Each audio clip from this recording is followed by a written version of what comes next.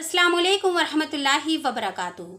मौजूदा हालात में अक्सर करके हम फंस जाते हैं कि या तो इतना मॉडर्न वर्ल्ड हो गया है, हम क्या करें, और या तो हमारा दीन इतना सख्त है कि तो हम क्या करें। मतलब एक हम होता है ना कि हम बीच का रास्ता ढूंढते हैं कि कुछ ऐसा हो जाए कि दुनिया में भी बैलेंस हो जाए और आखिरत में भी बैलेंस हो जाए। लेकिन इस्लाम की तरफ जब देखते हैं तो वो इतना डिफ़िकल्ट लगता है। हम सीधा सीधा इस्लाम को छोड़ना ज़्यादा प्रेफर करते हैं कि चलो भाई अल्ट्रा इतना ज़्यादा इतना एक्सेस में दीन कहाँ फॉलो कर पाएंगे। अरे भाई हमसे इतना तकवा नहीं होगा, हम कहाँ गर्मी में नकाब उड़ के निकल पाएंगे। It's better to go for modern. मतलब लिबरलिज्म के नाम पर हम छूट वाले केस में चले जाते हैं, या तो फिर हम सोचते हैं ना कि क्या करें। ये जो है बीच की जो सिचुएशन है, आई थिंक 80% ऑफ आर उम्मत, यानी कि हमारी उम्मत की 80% लोग ज़्यादातर के इसी डालमा में फंसे रहते हैं, इसी परेशानी में रहते हैं कि करें तो क्या करें। तो सबसे पहले I just want to tell you all कि एक्स्ट्रा किसी भी चीज़ की बुरी होती है, अति हर चीज़ की बुरी होती है। और दीन में भी अल्लाह सुब्हानहू ताला ने हद से ज़्यादा बढ़ने को नहीं कहा है। अल्लाह सुब्हानहू ताला ने दीन को भेजा था आसानी करने के लिए। हम दीन को इतना डरने वाला बनाते हैं, हवा बना के रखा हुआ है हमने, क्योंकि हम दीन के करीब नहीं जाना चाहते और हम दीन को जानना नहीं चाहते। हमने जो कुछ हमको बताया गया है हमने उस पर यकीन किया है, कभी खुद रिसर्च करने की ज़रूरत नहीं की। और रिसर्च करने का मतलब ये कतई नहीं है कि आपको आलिम ही बन जाना है। ये होता है ना कि मेरे साथ ये मसला हुआ है, मेरे साथ ये प्रॉब्लम हुई, तो इसका कुछ तो हल इस्लाम में होगा। सपोज करिए कि कहीं पर बहुत ठंड पड़ती है और किसी के लिए नहाना उस वक्त जनाबत का गौस्ल लेने बहुत नामुमकिन सा है, तो वो इंसान क्या करेगा। दीन में उसके लिए कुछ ना कुछ तो रास्ता होगा ना। दीन can never be so hard. इससे रिलेटेड एक किस्सा आता है अबू दाऊद की हदीस में कि नबी अकरम सल्लल्लाहु अलैहि वसल्लम के ज़माने में एक बार कुछ सहाबी लड़ाई के लिए गए और वहाँ पर एक सहाबी के सर पे चोट लग गई और उसकी वजह से उनका स्कल यानी कि उनकी खोपड़ी में फ्रैक्चर हो गया और वहाँ पर वो ज़ख्म को कुछ ज़्यादा ही उनको अजियत दे रहा था। बहुत बड़ा सा ज़ख्म था। ऑब्वियसली उस टाइम पे इतने एडवांस टेक्नोलॉजीज़ नहीं थी, उतना अच्छा दवा इलाज ज़ाहिर सी बात है लड़ाई के मैदान में नहीं मिल पाया, तो वो ज़ख्म खुला ही रहा और बहुत तकलीफ था। उसमें उनको जनाबत के गौस्ल की ज़रूरत पड़ गई और जाहिर सी बात है स्वहाबी थे तो उनके लिए नहाना और नमाज छोड़ना वॉज लाइक बहुत बड़ी, सबसे बड़ी ज़िंदगी का हम कठिन वक्त होता है इंसान को नमाज़ छोड़नी पड़ जाए। तो नबी उन्होंने बाकी सहाबा से कंसल्ट किया कि ऐसे में मुझे जनाबत का गुस्ल लेना, तो क्या मैं सर से नहाऊंगा। इत्तेफाक से उसमें कोई भी आलिम नहीं था उस जमात में, तो किसी सहाबी ने उनको राय दी कि नहीं, आपको जनाबत का गुस्ल तो लेना ही पड़ेगा क्योंकि नबी अकरम सल्लल्लाहु अलैहि वसल्लम ने इसको फ़र्ज़ बताया है, आपको पूरा सर से ही नहाना पड़ेगा। और उन सहाबी ने भी नमाज ना छूटे इस वजह से उन्होंने पूरा गुस्ल लिया और जिसकी वजह से उनकी वफ़ात हो गई, उनकी मौत हो गई। जब ये लोग वापस आए, जाहिर सी बात है उस वक्त व्हाट्सएप कॉल और फ़ोन कॉल्स नहीं थी कि नबी अकरम सल्लल्लाहु अलैहि वसल्लम से कोई कांटेक्ट हो जाता है, दूर पर लड़ाई थी। जब ये लोग वापस आए उन्होंने पूरा किस्सा नबी अकरम सल्लल्लाहु अलैहि वसल्लम को बताया तो नबी अकरम सल्लल्लाहु अलैहि वसल्लम बहुत परेशान हो गया, गुस्सा हो गया, क्योंकि एक जान गई थी सहाबी की। तो उन्होंने कहा कि तुम लोगों ने उसकी जान ले ली, तुम लोगों ने उनकी जान ले ली। और नबी अकरम सल्लल्लाहु अलैहि वसल्लम ने कहा, जाहिर सी बात है जान ले ली, इसका मतलब ऐसा थोड़ी ना था कि किसी की जान जा रही हो उसके बावजूद जाहिर सी बात है कि उसके बावजूद इस्लाम को फॉलो करे, ऐसा कभी भी हमारे इस्लाम में नहीं आया। क्योंकि नबी अकरम सल्लल्लाहु अलैहि वसल्लम ने कहा कि मैं आसानी करने के लिए आया हूँ, दीन इसलिए भेजा गया कि आसानी हो जाए, इसलिए नहीं था कि लोग मशक्क़त में पड़ जाएँ। देखिए आजकल के हमारे जो ट्रेडिशंस हैं ना, जो भी है शादियों में जो रस्म व रिवाज होते हैं, अगर हम इस्लामिक तरीके से करेंगे हमारा पैसा भी बचता है, हमारा वक्त भी बचता है, हम दिखावे से भी बचते हैं, हम गुनाह से भी बचते हैं। जो हराम रिलेशनशिप्स हो रहे हैं उसमें अगर देखा जाए, अगर हम गुनाहों से बचेंगे, ज़िना के करीब मत जाओ, अगर अल्लाह सुब्हानहू तआला ने कहा, तो उसमें हमारी ही बचत होती है, हमारे लड़की लड़का बर्बाद नहीं होते हैं, कोई देवदास नहीं बनता है, कोई जो है शराब का पैग लेके नहीं बैठता है। तो बहुत सारी चीज़ें, जाहिर सी बात है इस्लाम में जो कुछ भी है हमारे फ़ायदे के लिए। अगर कहा गया है कि अपने माँ बाप को उफ तक मत करो, तो जाहिर सी बात है ताकि सोसाइटी बिल्कुल अच्छे से बिल्डअप रहे। हस्बैंड वाइफ के रिलेशनशिप्स में भी बहुत सारे अहकाम ऐसे अल्लाह सुब्हानहू तआला ने दिए कि अगर औरत की कुछ चीज़ बुरी लग रही है तो डोंट वरी, वो ऐसी है, उसमें अच्छाई भी होगी, तो तुम उसकी अच्छाइयों को देखो। तो इसी तरह से अल्लाह सुब्हानहू तआला ने कुछ ना कुछ उसका रास्ता बताया और हर चीज़ के लिए अल्लाह सुब्हानहू तआला ने कोई ना कोई उसका सिचुएशन के अकॉर्डिंग हर चीज़ का फैसला होगा। ऐसा नहीं है कि हर केस के लिए एक ही रूल फॉलो करेंगे। तो इसीलिए हम लोग आलिमों के पास जाते हैं, उनसे सोल्यूशन मांगते हैं कि इस टाइम पे ऐसे हालात हो जाए तो क्या होगा। तो आलिम पूरा सारा ऑथेंटिक हदीस पढ़ पढ़ के और पूरा उसका निकाल के कि क्या होना चाहिए, नबी अकरम सल्लल्लाहु अलैहि वसल्लम होते तो क्या करते, ऐसा एक एग्जाम्पल उस टाइम पे आया था, हदीस में क्या दिया है, कुरान में इसकी रोशनी से इसका क्या हल होना चाहिए। तो इस तरह से वो लोग सोल्यूशन निकालते हैं। अब यहाँ पर बात ये आती है कि इस इंटरप्रिटेशन को लोग खुद करने लगे हैं। लोगों को लगता है कि हम गूगल और यूट्यूब देखकर हम भी दीन सीख गए और हम आलिम हो गए। लोग अब एक दूसरे को फतवे देने लगे, नहीं नहीं ऐसा नहीं, ऐसा कर सकते हैं, ऐसा कर सकते हैं, अरे हाँ तुम बाल खोल लो, हाँ हाँ ठीक है, गैर महरम के सामने नहीं, महरम के सामने ये कर सकते हैं, आप बाल खोल के जा सकते हो, आप चेहरा खोल के जा सकती हो, आप हाथ खोल। तो इस तरह से सुनी सुनाई बातों पर हम अपने फतवे देने लगते हैं, जबकि फतवा सिर्फ वही दे सकता है जो आलिम हो। ऐसा नहीं है कि हर कोई आलिम बन जाएगा। अगर यूट्यूब से या गूगल से कोई आलिम बन सकता तो अल्लाह सुब्हानहू ताला पहले ही बता देते कि आने वाले टाइम में सिर्फ आप लोग बयान सुन सुन के आलिम बन जाओगे। No, it's not like that. आलिम बनने के लिए आपको बाकायदा एक पूरी पढ़ाई करनी पड़ेगी, आपको डिग्री मिलेगी, आपको उन स्कूल्स में जाना पड़ेगा, आपको उन यूनिवर्सिटीज़ में जाना पड़ेगा, तब कहीं जाके आप इस काबिल होंगे कि आप आलिम बनेंगे। और आलिम बनने के बाद भी ऐसा नहीं है कि आप एक आलिम से कोई मसला पूछेंगे और उसको मान लेंगे। आलिम भी ऐसा होना चाहिए जो ज़्यादातर के उम्मत ने उसको एक्सेप्ट किया हो और उसकी बात ऑथेंटिक हो, यानी हदीस और कुरान की रोशनी से साबित हो, और ज़्यादातर के उलमाओं का उस पर एग्रीमेंट, सारे एग्री कर रहे हो। इट्स नॉट लाइक दैट कि एक आलिम ने कह दिया बाकी सब उसके अगेंस्ट थे। नहीं, हमें देखना पड़ेगा, हमें सोचना समझ पड़ेगा, यहाँ पे हमें फ़िक्र करनी पड़ेगी, यहाँ पे आपको पूछना पड़ेगा, यहाँ पे आपको क्वेश्चन करना पड़ेगा। लेकिन आपको किससे क्वेश्चन करना है ये बात जहन में रखनी पड़ेगी। You can't go for Wikipedia, you can't go for Google, you can't go for YouTube. Simple से एग्जाम्पल है, अगर आपको कोई बीमारी होती है, अल्लाह ना करे किसी को कैंसर है, किसी को बड़ी बीमारी या छोटी सी बीमारी सोच लीजिए, अगर आपको नॉर्मल 4 दिन बुखार आ जाएगा तो आप गूगल पर सर्च करके नहीं कहेंगे 4 दिन से बुखार आ रहा है उसकी दवा बता दो। आप फॉरेन एक्सपर्ट के पास जाएंगे, आप डॉक्टर के पास जाएंगे अपनी परेशानी बताने के लिए। आपको कुछ लीगल केस फंसेगा तो आप गूगल से नहीं कहेंगे कि ऐसे ऐसे में क्या रूल है, क्या लॉ है। You will go to a lawyer. तो सोचिए, क्या आपकी सेहत दीन से ज़्यादा कीमती है? हमारा मज़हब, हमारा दीन हमारे लिए ज़्यादा इंपॉर्टेंट होना चाहिए। ये इतना सस्ता नहीं है कि हम ऐसे ही किसी गूगल या यूट्यूब से इसको पूछ लें।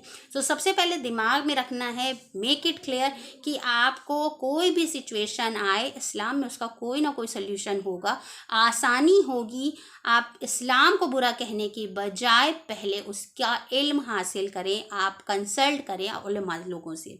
उसके बाद आता है कि अभी ये अल्ट्रा मॉडर्न चल रहा है, लिबरलिज्म के नाम पे लोग कपड़े उतार रहे हैं, या हमारे दीन में तो इतनी सख्ती है, हम कैसे करें, इतना तकवा है, ऐसा कैसे करें। तो जितने सवाल हम अगर इस्लाम को लेकर पूछते हैं, उतने सवाल हम क्या सोसाइटी को लेकर पूछते हैं कि ये कौन सा तरीका हुआ कि आप बरहाना घूमने को लीगल ठहरा रहे हैं, ये कौन सा तरीका हुआ कि आपने कह दिया कोई अल्लाह नहीं है, ये कौन सा तरीका हुआ कि आपने कह दिया कि नबी अकरम सल्लल्लाहु अलैहि वसल्लम नहीं है। आप किस बेसिस पे ये बात कह सकते हैं कि नबी अकरम सल्लल्लाहु अलैहि वसल्लम, मोहम्मद सल्लल्लाहु अलैहि वसल्लम अल्लाह के रसूल नहीं है? आप किस बेसिस पे कह सकते हैं कि ये अल्लाह की किताब नहीं है? तो सारे क्वेश्चन हम ना इस्लाम पे आकर तोड़ने लगते हैं।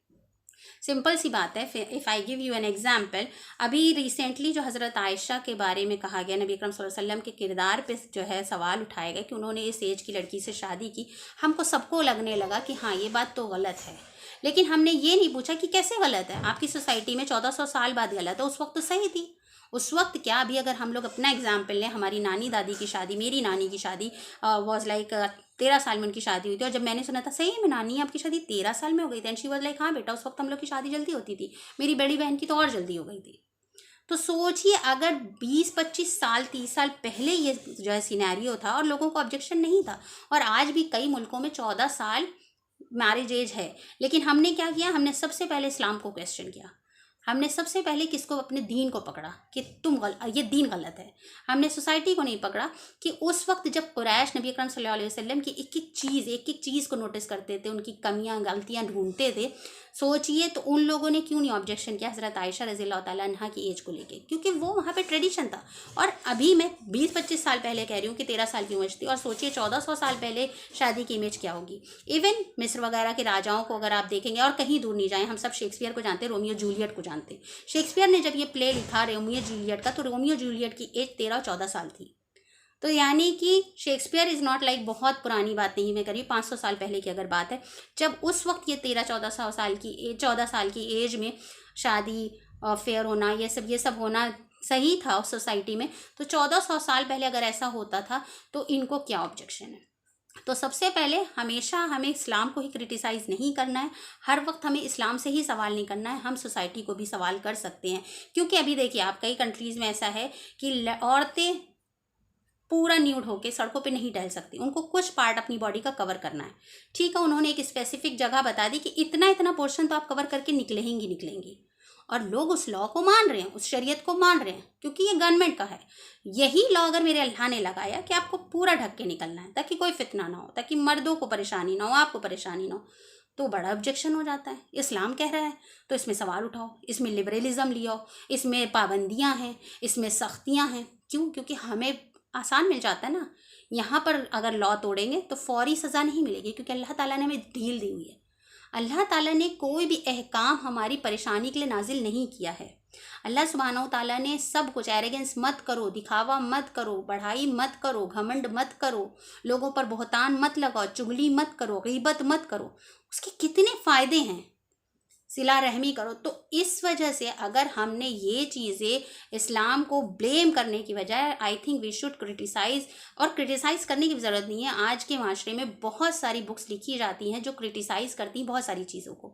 एक बुक लिखी गई थी डेथ ऑफ गॉड, यानी कि अगर अल्लाह को लोग नहीं मानेंगे, अगर गॉड को लोग नहीं मानेंगे तो क्या होगा। तो सबसे पहले तो बेहयाई आम होगी, चोरी डकैती आम होगी, क्योंकि किसी को किसी चीज़ का डर नहीं रहेगा, लोग एक दूसरे की जान लेंगे, बच जाएंगे कोर्ट से। अभी क्या होता है, कोर्ट से बचने का डर कम होता है, अल्लाह की पकड़ का ज़्यादा डर होता है। तो सोचिए अगर ये सोसाइटी बिना अल्लाह के हो, अल्लाह का वजूद नहीं मानेंगे, तो सोचिए क्या होगा। And this is not like किसी मुस्लिम ने ये बुक लिखी है, ये बुक गैर मुस्लिम ने लिखी है, लेकिन उन्होंने बताई कि बेहयाई आम हो जाएगी अगर अल्लाह को रिमूव कर दिया जाए हमारी ज़िंदगी से। और सबसे बड़ी बात, इंसान नाउम्मीदी में चला जाएगा। कहीं ना कहीं हम बिल्कुल टूटे हों, बिल्कुल परेशानों में, एक उम्मीद रहती है कि अल्लाह सब ठीक कर देगा, मेरे साथ ये गलत कर रहे हैं, अल्लाह अच्छा कर देगा, अल्लाह इनको सज़ा देगा। ये तसल्ली, ये जो सब्र आता है, it is all just because of अल्लाह सुब्हानहू तआला और इस दीन की वजह से।